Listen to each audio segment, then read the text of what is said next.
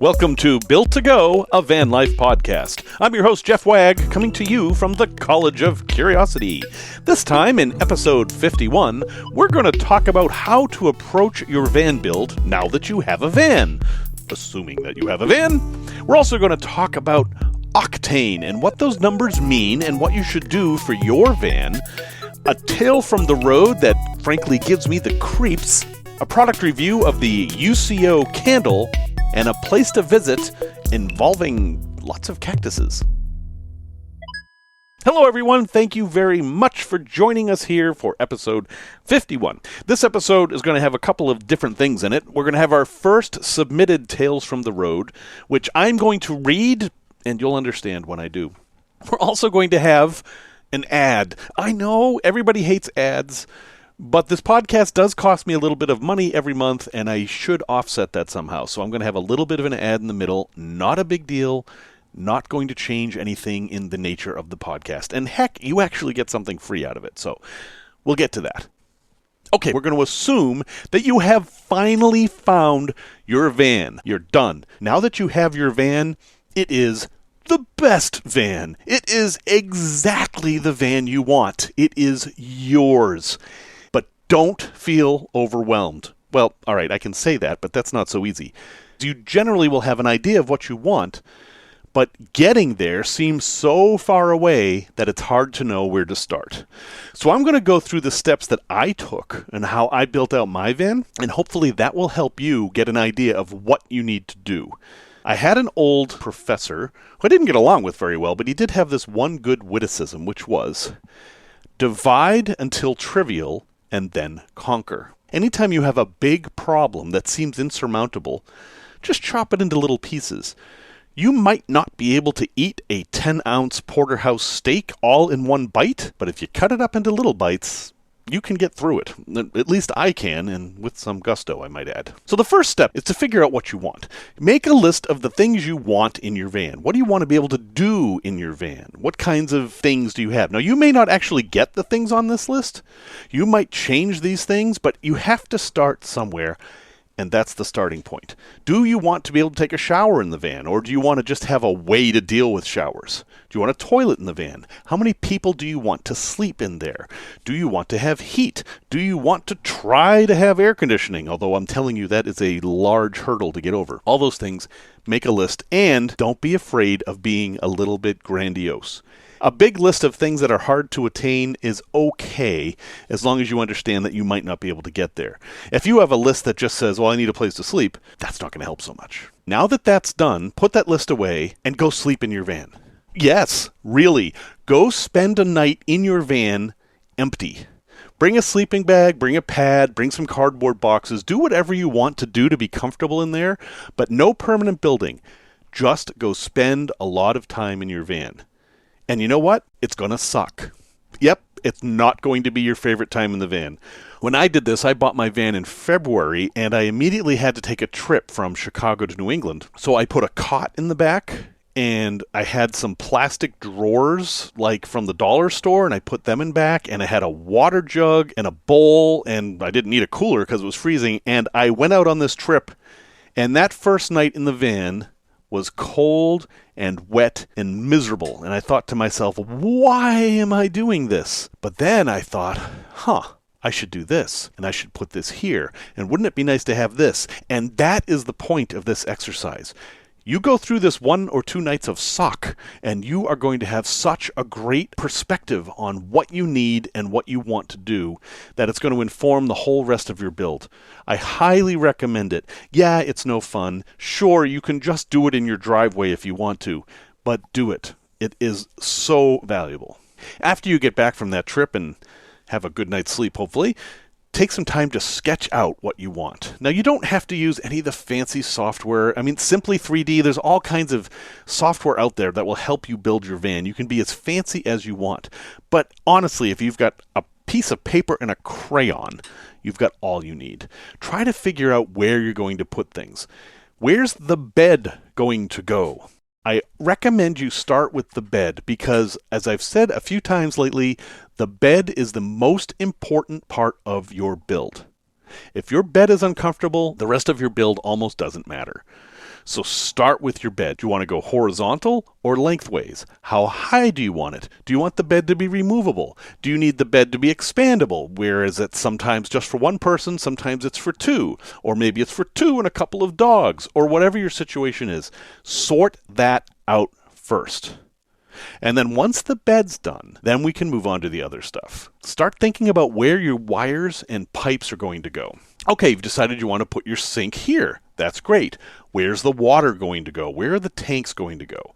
Generally, the waste tanks will go under the sink somewhere. Are they going to be in a cabinet, or are you going to mount them underneath the van? Figure that out. How long are your pipes going to be? Where are those pipes going to run? Because you need to know that stuff before you start putting in furniture. Also, you need to know where all your wires are going to go. At this point, you want to decide where are your lights going to be, your outlets, all that kind of stuff. Are you going to have an inverter? This is a good time to decide that, because then you need to know where you're going to put your 110-volt outlets if you have them. When you do this, if you can, try to place your wires in a way that they can be replaced or added to. You can go so far as to install conduit, and then you can actually fish wires through. What I did in my van was I put up plastic conduit in certain places that would allow me to run wires from the floor to the ceiling and then all around the ceiling, and that would basically give me the chance to expand as much as I wanted. As it happens, I haven't needed to, but it's nice knowing that's there. Remember, at this point, we haven't got a floor, we haven't got walls, we haven't got a ceiling, and we don't have any furniture except the bed, maybe. So keep in mind how early in the process you want to know where all your lights are, all your switches, where your battery and all that equipment's going to be. And when you're doing this, try to keep in mind weight. It may be very convenient for you to put the water tanks and the battery and all that stuff right behind the driver's seat. But if you're driving the van alone, you literally have a van that has all its weight on one side and the other side has nothing. That's not great. Vans can handle this better than some other vehicles because they're generally designed to handle cargo, but you are going to be so much better off if you can somehow distribute the weight. When in doubt, put the weight on the passenger side, or if you can, centered in the vehicle, low to the floor, just in front of the back axle. That is the best place to have weight. So if you have a bed design that's horizontal and maybe you have a garage under there, think about putting your water tank and batteries somewhere over the back axle, just in front of it, or near the center, or as close to that as you can get. And try to keep as much of your weight down on the floor as possible. No, this isn't always possible. My van has a horrible weight distribution. I have my water and batteries in the same cabinet right behind the driver's seat. It is not a good design from this perspective. But it's a very good design for livability because it opens up a bunch of space. I have an easy way in and out of the van, and I decided that was more important. Another good thing is to have an anchor piece of furniture. And by that I mean it's a piece of furniture that you are going to put in and everything else is going to conform to it. So we've already talked about the bed. The bed's in. That next piece of furniture can either be something you build or something you buy. In my case, it was a bunch of IKEA, or Eket cabinets that were modular that I sketched out in a shape, and that was going to be my anchor. And it was. And because I made it modular, I was able to move it around a bit. For you, it could be that. It could be a dresser you found in a thrift store. It could be a metal set of shelves that were already in there. Something like that. But once you have that anchor piece of furniture, you'll notice that everything else starts falling into place. And I found it to be super useful. That piece of furniture I recommend should be able to handle whatever cooking you're going to do in the van, which you may not do any, and whatever water you're going to have in the van, which again, you may not have any. The whole time you're going through this process, keep going back to your list and making sure that you include everything on the list. Because I'll tell you what, I forgot something very obvious. I didn't leave any space at all for a refrigerator or cooler or anything like that. And that has been the bane of my build, trying to find a place to put the refrigerator. I've sorted it out now. I'm on version 3 at this point. I moved a bunch of stuff around and it's fine. But boy, I wish I had thought of that sooner because I spent many, many hours unscrewing things and moving things around. So make sure you keep going back to your list so you maintain that context. Now you have to make a decision. Are you going to do a floor on the entire van and then build on top of that? Or are you going to build the floor around the furniture? You can do either. My advice is to just build the floor the entire length of the van. It's just so much quicker than to cut out every little corner and go around everything. It costs a little bit more in materials, but we're not talking about a big area here. So, in my opinion, you should do the whole thing. And then the next decision you have to make is insulation. Insulation is such a heated topic that I'm not going to get into it very much. Some people say you don't need insulation at all. Some people say you need to cover the entire van with soundproofing and then 3 layers of insulation. Yeah, there's a lot of different schools of thought. It's my belief that you need at least some insulation to prevent condensation. If you have questions about that, ask me. I will help you out, but it would take literally 3 more episodes just to go through insulation. Okay, you figured out your floor, you figured out your insulation, you've got your anchor piece of furniture. Now you're ready to actually start building stuff. You want to make sure you've put all the wires in that you can that are going to be covered by furniture or wall covering or ceiling or whatever. The ceiling can be tricky, right? How are you going to put stuff up there and then put the ceiling over it? So I mounted my lights in my ceiling, which are these like puck lights, before I put the ceiling up, but I had the wires in the ceiling. I had to put the ceiling in the van, attach the wires, and then put the ceiling up, which I'll tell you is much better a 2-person job. Doing that by yourself is no fun, at least with my ceiling, which was a solid 1-piece ceiling. If you're doing tongue and groove, it's a bit easier. And the same with plumbing. Make sure all your pipes are in place that you're going to need. And then this is the order I believe is best. Don't do the floor, don't do the ceiling, do the walls first, because that's going to be the messiest thing you do. You're going to drip glue or paint or whatever on the floor of the van, and you don't want that to get on the nice floor. So do that first. I covered mine with 4-way stretch carpet. It took a very long time. There's a lot of that 4-way stretch carpet that's behind furniture that you can't see, and I am fine with that. It was much easier to do it that way than to try to do carpeting only on the place that you could see. Then do the floor. At that point, after your walls are in, do the entire floor, and I think you'll be in good shape that way. And then finally, do the ceiling. In fact, the ceiling should be near the last thing you do. There's a few reasons for this. For one thing, the ceiling is a place where you can make adjustments to wires and stuff. And the other thing is that you may need that height in there to be working on things, especially in a low-top van. Don't eliminate your height until the last minute. And that's it. I mean, obviously, you've got a whole bunch of other stuff to do. You've got to put in the sink. You've got to install the water, all that. You're going to do that. That's fine. That stuff just kind of follows. You don't need step-by-step for that. But after you've got your van mostly finished, because, folks, no van is ever completely finished, take a trip and don't go far. Do it in your driveway. Go to a local park. Go stay at a relative's house. Do something very, very small, because you're going to find a whole bunch of things to fix on that first trip out. You're going to find cabinet doors that bang into each other or don't open smoothly or pop open while you're driving. Or maybe the floor is crooked or the ceiling falls down. All that stuff is going to happen. It's all normal. Do not freak out about it. It's very easy to build your van, drive down the road, and have all these things go wrong and think that you're a complete failure. Why did I ever do this? I don't know how to build vans. There's stuff falling everywhere. Yep, that's part of it. You know what? It happens with the professional builders too. It doesn't happen with every van they build, but it does happen in the prototype. That's why they have prototypes. And unless you're an experienced van builder, every van you build is going to be a prototype. So expect things to go wrong and have an attitude that you're going to fix them. Make sure when you head out on that first trip, you have your emergency kit that I talked about a couple episodes with stuff you need to fix the inside of the van and all your tools and the phone number of somebody who can come help you if things get terribly desperate.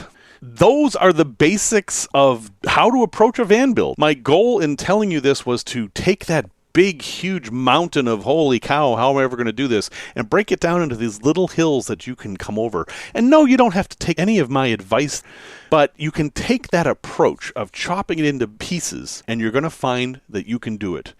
You can overcome lack of money and lack of skill with determination. When you start this project, know that you're going to finish it, no matter what, and you will. Let's talk about Octane. You know what it is, sort of. I mean, you go to the gas station and there's 3 different pumps, right? In most of the country, you have one that's 87, and then one that's 90 or 91, and then one that's 93.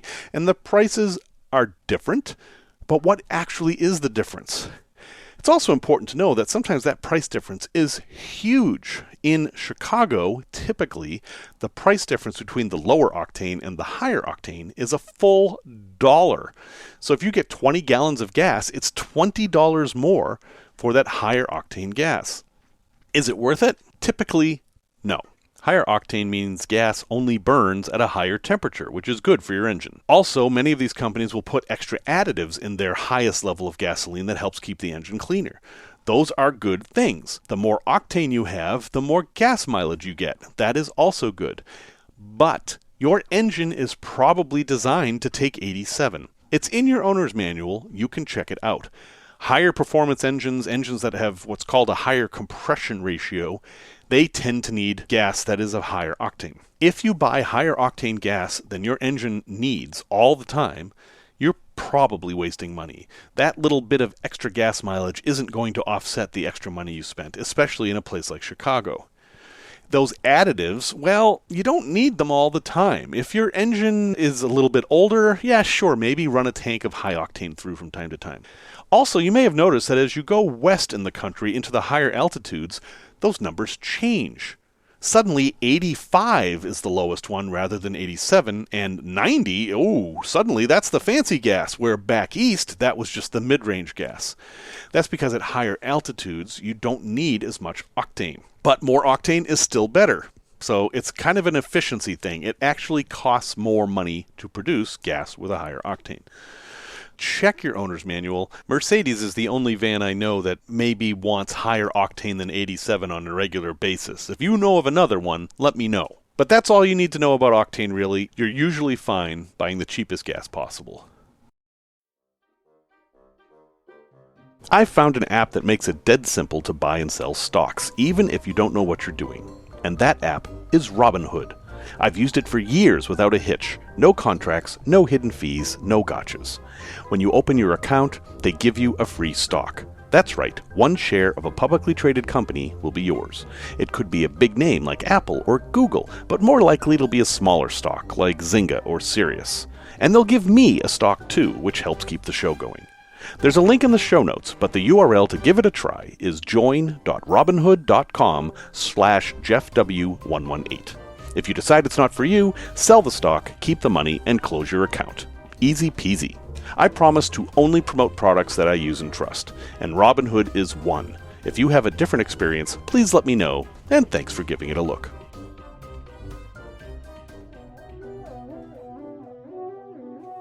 Tales from the road. All right, this tale, well, I'm just going to jump right in here. This is something. Got an email from somebody asking me to submit this, and they were kind of anonymous about it. I emailed them back, and the email didn't work. So, Mike, which I know isn't your real name, if you can hear this, get in touch with me so I can send you out your swag bag, because I really appreciate you sending the story, and it's a doozy. Now, I'm basically going to be reading the email that he sent me, assuming it's a he, and you'll see. Long-time listener, first-time writer. As this story involves some sketchy activity, I've changed a few things and made myself anonymous. You can refer to me as Mike on the show. Thanks for the show, by the way. Well, thank you, Mike, for listening.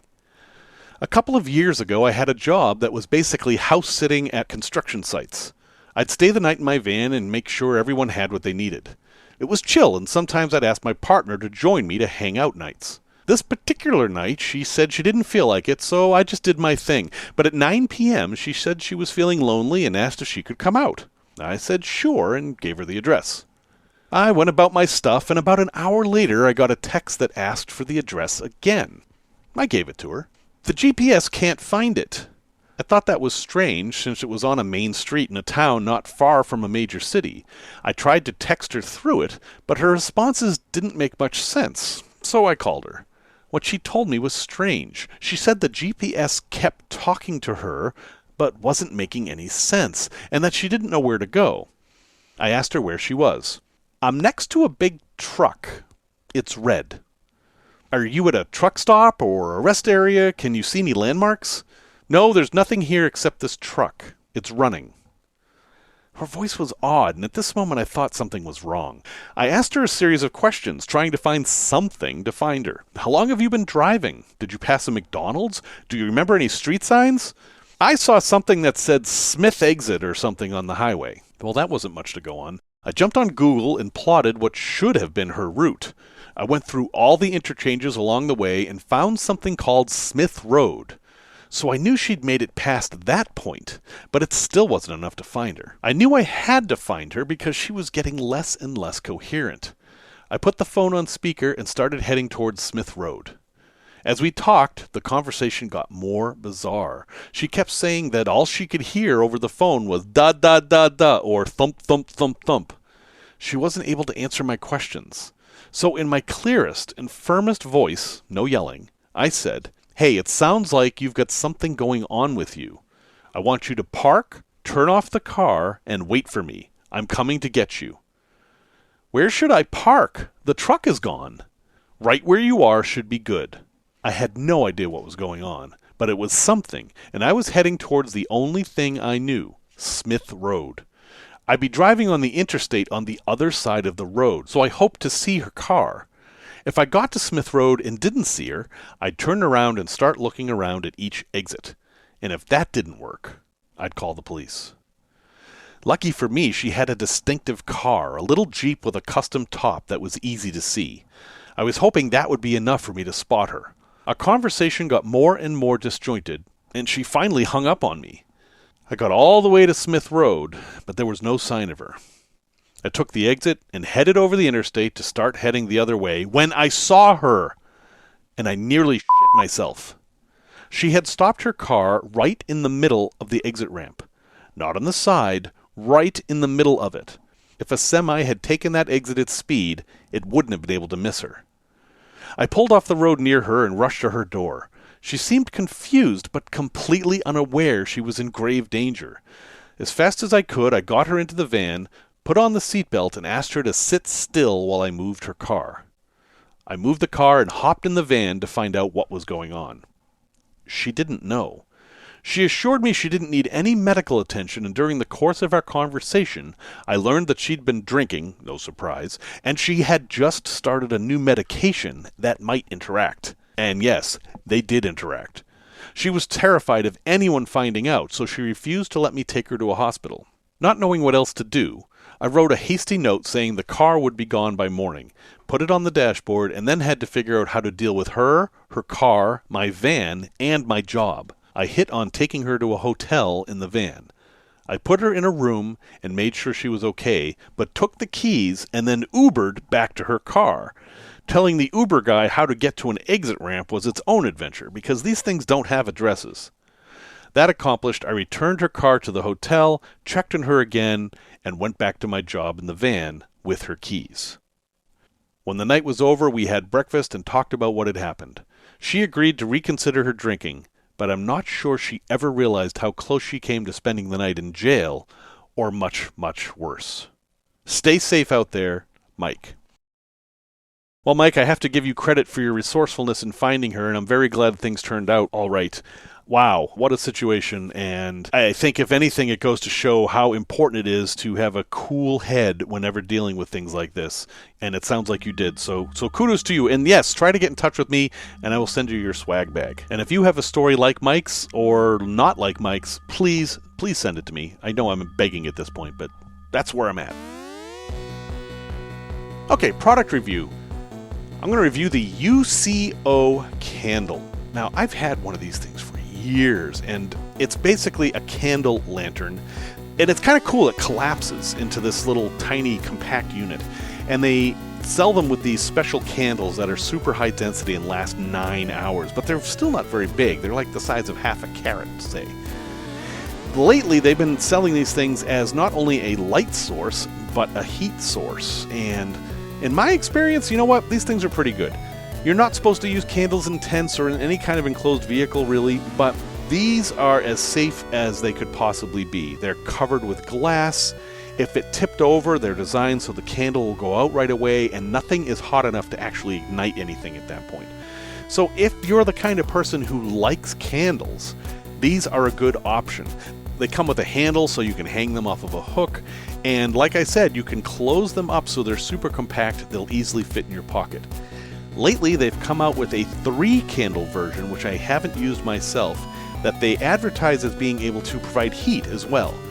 Well, I'm sorry, but there is a little bit of physics involved here where you're not going to get more heat out of a candle than it can produce, and 3 candles is not going to be enough to say keep your van toasty warm. But it might be enough to kind of rub your hands next to and warm up your hands from time to time. Let's say that you were doing some ice fishing or something like that, and you needed to have a place to just kind of warm up your hands a little. It might be good for that, but I think there are many other solutions that would be better. But if you're looking for a candle solution that is rugged, meant for this type of thing, and is time proven, the UCO Candles are great. I'll have a link in the show note. That's UCO. I don't actually know what that stands for. But they're also very expensive. The 3-candle version is $30, but they're windproof, they're tough, and they look kind of cool. A place to visit. I love this place. I've been there a few times. It is Saguaro National Park, or forest as some people call it, because after all, why wouldn't a group of saguaros be considered a forest? Now, if you're not familiar with the term saguaro, these are those cactuses that look like they have arms. Not the organ pipe ones. They typically have 2 arms, and you'll see them in any cartoon of the desert. It's as though the cartoonist has to put one of these in there to say, oh, it's the desert. But in reality, those cactuses are only found in a very limited range. If you go to Colorado, you're not going to see any unless someone planted them there. They're really only found in the Tucson, Arizona part of the country and then going down into Mexico. And they were highly endangered because they take a really long time to grow, and people used to use them for target practice, and they would cut them down to let cattle graze in the area and all kinds of things.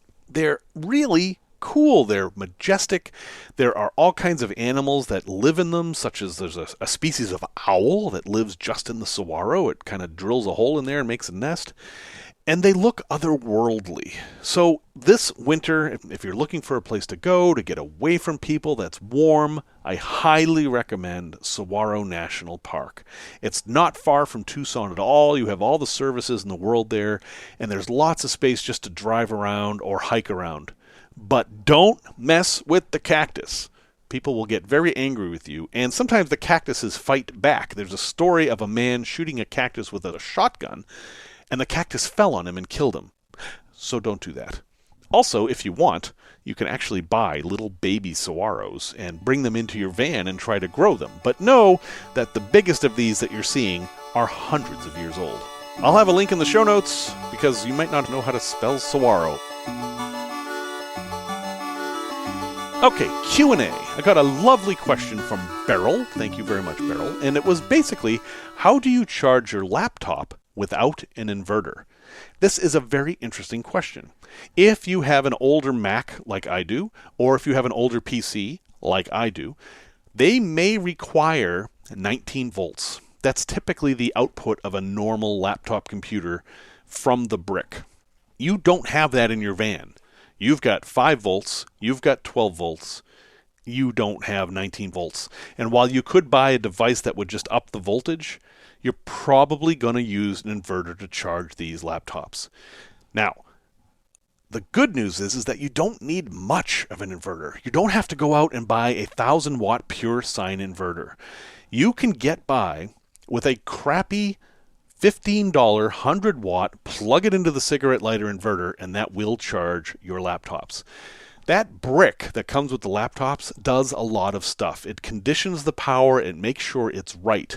If you look on it, it will give you a range of voltages, and usually you can take them overseas and plug them in there, and they work just fine as long as you can get the plug in. They are very, very forgiving, and I have had no problems charging my computers with, it's actually a Radio Shack brand, and mine is a 75-watt inverter. It works fine. Now, some people say that if you don't use a pure sine inverter for these transformers, you will damage them over time. That hasn't been my experience, but I want to put that out there just in case. Also, in the future, when you're going to buy a computer, if it is going to be primarily used in the van, I highly recommend you buy a laptop that is USB-C charge capable. The new Macs use USB-C. Microsoft Surface tablets use USB-C. The new iPads use USB-C. All of those, it's very easy to charge USB, and that means you can use 12 volts and you don't need an inverter. So thank you very much for the question, Beryl. I hope that's helpful, and I hope someday you get a new computer that doesn't need 19 volts. Well, thank you very much for joining me here for episode 51. Just a quick reminder, we do have a Facebook group. It's called Built to Go, a Facebook group, and you can find that, yes, on Facebook. I would love to hear your feedback about any of the changes we've made, whether it be Tales from the Road or the addition of the advertisement. And music, as always, is by Simon Wagg. Remember, until next time, remember the Land Rover motto: as slow as possible, as fast as necessary.